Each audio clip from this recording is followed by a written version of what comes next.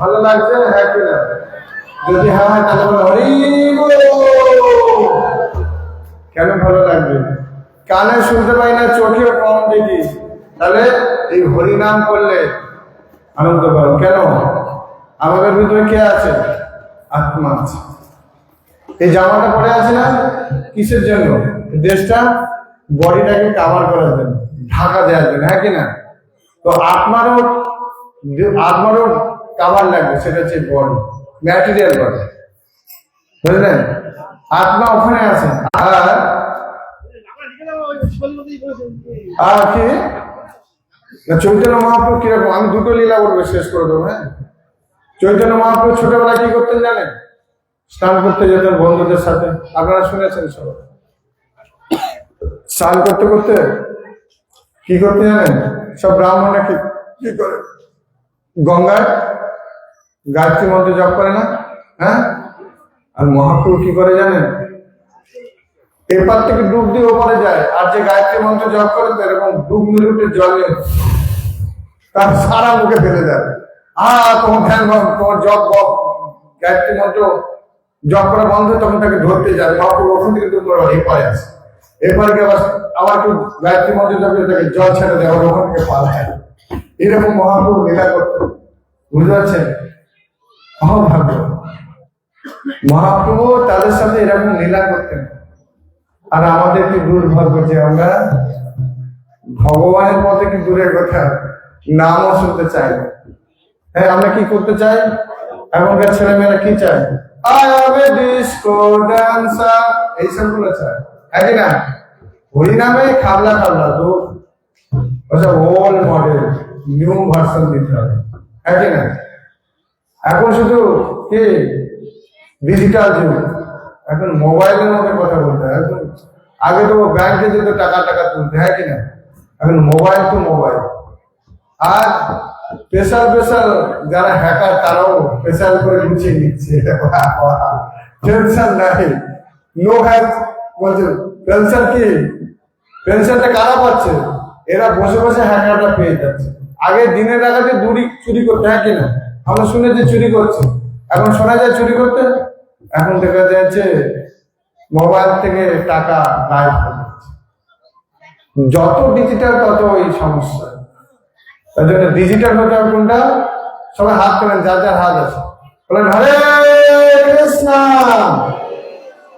হরে কৃষ্ণ কৃষ্ণ কৃষ্ণ হরে হরে হরে রাম রাম রাম হরে হরে। তো একবার চৈতন্য মহাপ্রভু আর নিত্যানন্দ প্রভু, হ্যাঁ, চৈতন্য মহাপ্রভু নিত্যানন্দ প্রভু যাচ্ছেন কোথায়? কারণ মহাপ্রভু চলে যাবেন কোথায়? সন্ন্যাস নিয়ে শ্রীক্ষেত্র পুরীধামে। দুই ভাই যাচ্ছে। কোথায় যাচ্ছে? গৌরীদাস পণ্ডিতের বাড়ি। সেই গৌরীদাস পণ্ডিতের বাড়িতে যাচ্ছেন। তো যেতে যেতে মাঝপথে সবাই থেকে হরিনাম করছে, হরি বল হরি বল হরি বল হরি বল, হরে কৃষ্ণ কৃষ্ণ কৃষ্ণ হরে হরে, হরে রাম রাম রাম হরে হরে। এখন চৈতন্য মহাপ্রভু নিত্যানন্দ প্রভু একটু ইচ্ছা হলো কিছু খাওয়া, বলে আরে এখানে হরিনাম হচ্ছে, চলে এখানে প্রসাদ পাওয়া যাবে। তো সব প্রসাদ পাচ্ছে, পেতে বলছে আর একটা স্পেশাল প্রসাদ আছে, খাবেন নাকি? বলছে কি প্রসাদ? বলে জলের ফল। কি ফল? হ্যাঁ, জলের ফল। বলছে সেটা আবার কি? বলে জলের ফল দেখবেন, আনবো, খাবেন। এনে দেখছে জলের ফল কি? মাছ। বলে ওরে সর্বনাশ, এই কোথায় খেলাম? মহাপ্রভু নিত্যানন্দ দিয়েছে ওখান থেকে ঝাঁপ জাহ্নবীর জলে দিয়ে সাঁতার কাটতে কাটতে কোথায় গৌরীদাস পণ্ডিতের বাড়িতে উঠেছে। সর্বনাশ, এই সহজে ওদের পাল্লায় পড়ে গেছে আমি। হ্যাঁ, মহাপ্রভু যে 4টে সম্প্রদায়কে স্বীকৃতি দিয়েছে, কি? ব্রহ্মা থেকে হচ্ছে ব্রহ্ম মধ্য রূপানুগত সম্প্রদায় ইস্কন চলছে, আর একটা শিব থেকে এসছে বিষ্ণু স্বামী সম্প্রদায়, আর একটা রুদ্র সম্প্রদায়, সরি, আর একটা হচ্ছে তোমার লক্ষ্মীদেব থেকে এসছে শ্রী সম্প্রদায়, আর একটা চতুষ্কুমার থেকে এসছে নির্বাক সম্প্রদায়। এই 4টে সম্প্রদায়কে মহাপ্রভু স্বীকৃতি দিয়েছে। আর আর বাকি উপসম্প্রদায় আউল বাউল কর্তাবাজার সহজিয়া গৌরাঙ্গ নগরী সমাজ সখীবেটি নেড়ামেড়ি চূড়াদারি গৌর আরো কিছু আছে, অনেক কিছু আছে। তো এরা কি বলে? খাইয়া মাগুর মাছের ঝোল, শুইয়া রমণীর কোল, আর মুখে বলো হরি হরি বল। ও যাবে, শিষ্য যাবে একদম কোথায়? নরকে যাবে। ভাগবতের বর্ণনা আছে, গলায় মালা, কপালে দিল গলায় মালা, সঙ্গে নিয়ে পরের মালা সব করি দিচ্ছে না। বুঝলেন? এখনকার পরিস্থিতি মহাপ্রভু করেছিলেন বিপদে, নিত্যানন্দ প্রভু করেছিলেন বিপদে। কোথায় গেছিলেন? গৌরীদাস পণ্ডিতের বাড়ি, আপনার যতদূর সম্ভব বর্ধমানে। হ্যাঁ, ওইখানে গিয়ে বলছে তাড়াতাড়ি খেতে দাও, খেতে দাও। হ্যাঁ, বিপদে পড়ে গেছিলাম, তার পেতেছে খেতে। এবার গৌরীদাস পণ্ডিত কান্না করছে খুব। কেন না? মহাপ্রভু চলে যাবে, এই নবদ্বীপ ধাম ছেড়ে শ্রীক্ষেত্র পরিধানে চলে যাবে। কান্না করছে, বলছে তোমরা যদি চলে যাও আমি প্রাণ বিসর্জন করবো। কি করবেন? এই প্রাণ বিসর্জন। মহাপ্রভু তখন বলছে দুটো দারু বিগ্রহ তৈরি করো। কি করেছে? দুটো দারু বিগ্রহ, নিম কাঠের দুটো বিগ্রহ তৈরি করো, নিত্যানন্দ আর মহাপ্রভু। তো দুটো বিগ্রহ তৈরি করে রেডি হয়ে গেছে। মহাপ্রভুকে দেখেছে, গেছে, 4টে আসন করে। কটা আসন? 4টে আসন করে। বলে 4টে আসন কি? তোমরা তো 2জন, বলছে আমরা 4জন। তো নিত্যানন্দ প্রভু বসেছেন, মহাপ্রভু বলছেন ওই বিগ্রহ, কাঠের যে বিগ্রহ, ওরাও 2জন। বলছে বসো, দাঁড়িয়ে আছো কেন? তো ওরাও 2জন কাঠের বিগ্রহ গুলো জীবন্ত দেখেছে, হাঁটতে হাঁটতে এসে বসে গেছে। আর যে বসে গেছে তখন বলছে 4 জায়গায় প্রসাদ পাবে, 4 জায়গায় প্রসাদ দিয়েছে। আর নিত্যানন্দ প্রভু ডবল, মহাপ্রভু ডবল, তারা প্রসাদ করে শুরু করে। গৌরদাস বলবো আর এটা কি করে সম্ভব? এটা কি করে সম্ভব? এই কাঠের বিগ্রহ সেও খাচ্ছে। তো খাওয়া দাওয়া যখন শেষ, তখন মহাপ্রভু নিত্যানন্দ প্রভু চলে যেত, এই না তোমরা নাও, না তোমরা না, এরা যাবে। তখন বলছে ঠিক আছে আমরা আছি, আমরা যাচ্ছি। ওরা হাঁটতে শুরু করেছে, না না তোমরা না, এরা যাবে। কনফিউজ হয়ে গেছে, কোনটা অরিজিনাল কোনটা ডুপ্লিকেট কিছুই বুঝতে পারছেন না। তো লাস্টে উনি বললেন না আমি কি করবো, আমাকে পথ দেখা। তখন বলে এই বিগ্রহ যে দারু বিগ্রহ আছে, আমরা স্বয়ং ওর মধ্যে বিরাজ। তো এখন সে বিগ্রহ আছে কিনা আমি জানি না, কিন্তু চৈতন্য চৈতন্যতে পুঙ্খানুপুঙ্খ বর্ণনা আছে। মহাপ্রভুর অনেক লীলা, যে লীলা অন্ত নাই, কিন্তু মহাপ্রভু লীলা বলতে গেলে ভাব প্রয়োজন অনেকটা, বুঝলেন? এটা হচ্ছে একদম আমাদের ভক্তি জীবনে অন্তিম লক্ষ্য। যেরকম আমাদের খাওয়ার পথে কি হয়, লাস্টে রসমালাই দেওয়া হয় না, হ্যাঁ কি না? না আগে রসমালাই দেয় কোনটা? হ্যাঁ, এই চৈতন্য চৈতন্যতে রসমালাই। হ্যাঁ, বলছে বিভূত রসমালাই, ভাগবতকে বলছে। শ্রীমদ ভাগবত গীতা ভালো করে অধ্যয়ন করতে হবে।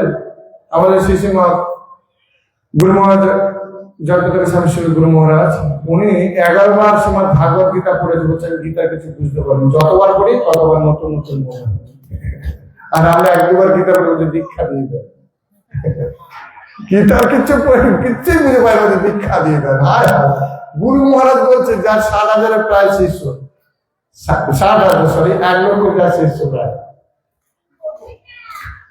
তিনি বলছেন আমি 11 বার গীতা পড়ে কিছু বুঝতে পারিনি, আর আমরা 2 বার গীতা পড়ে বলছি আমাদের গীতা পড়া গীতা দীক্ষা দিয়ে দেয়। বুঝলেন? এই গীতা কমপ্লিট করার পর চৈতন্য তোমার শ্রীমদ ভাগবত বলছে গীতা হচ্ছে ভগবানের কথা, আর ভাগবতের সব কথা সম্বন্ধীয় কথা। আর চৈতন্য তো রসভাণ্ড। এই রসভাণ্ড যদি আমাদের বুঝতে হয় তাহলে সেই সময়টা আমাদের প্রয়োজন, সময় আমাদের সম্ভব হয়। তাই আপনারা চেষ্টা করবেন, হ্যাঁ অবশ্যই কলিযুগে জীবনের হচ্ছে হরে কৃষ্ণ মহামন্ত্র, হরে কৃষ্ণ মন্ত্র জপ করবেন, শ্রীমদ ভাগবত গীতা অধ্যয়ন করবেন, ভাগবতম করবেন, চৈতন্য চৈতন্য করবেন। সাধু সঙ্গটা খুব দরকার। সাধু সঙ্গ সর্বশাস্ত্রে কয়, নবমাত্র সাধু সঙ্গ সর্বসিদ্ধি। একটু করে সঙ্গ করবেন, ব্যাস একটু করেন। সাধু সঙ্গে কি পাওয়া, কেন জানতে পারবেন যে মনুষ্য জীবনটা কেন পেয়েছে। এই জগৎটার নাম কি? হ্যাঁ, দুঃখালয় অসৎ। দুঃখ পায় না, সবসময় দুঃখ পায়, কিন্তু আরেকটা চিরন্তন সত্য আছে কি, মর্ত লোভ আসলেই মারা যাবেন। হ্যাঁ কিনা? কি বেঁচে থাকবেন? হাতটা বলে আমি আপনাদের খুব বলার চেষ্টা করছি, আমিও থাকবো না। এই জগতে সবাইকে চলে যেতে হবে, কিন্তু যার আগে কিছু করে যেতে হবে। হ্যাঁ, আমাদের আচার্যরা বলছে আর যদি কিছু না করে নিজে তো ভক্তাও তাহলে মনুষ্য জীবন সার্থক হবে, নাহলে এই জীবন বৃথা।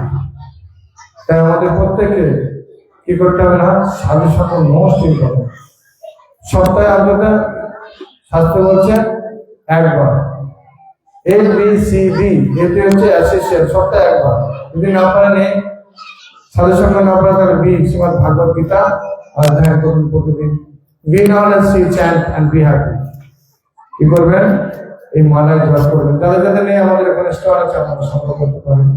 আর সিতে ABC, ডিতে হচ্ছে ডায়েট, কৃষ্ণকে নিবেদন করে প্রসাদ দিতে হবে। ব্যাস এই কটা করলেই হয়ে যাবে, আর কিছু না। হ্যাঁ, ব্যাক টু বডি। ভগবান দেখেন শ্রীমদ ভাগবত গীতাতে 9 নম্বর অধ্যায় 34 নম্বর শ্লোকে বলেছে এবং 58 নম্বর অধ্যায় 65 নম্বর শ্লোকে বলেছে কি, মন মনা ভব মত ভক্ত মজ্জাদি মন মনস্ক মামে বৈশাখী সত্তার এই প্রতিদিনের প্রিয়। মন মনা ভাবে সদা আমার কথা চিন্তা করো, কৃষ্ণের কথা চিন্তা করলে হবে। Back to body. আর কি বলছে, মন মনা ভাব মত ভক্ত হও আমার, মন মনা ভাব মত ভক্ত মজ্জা জগতে পূজা।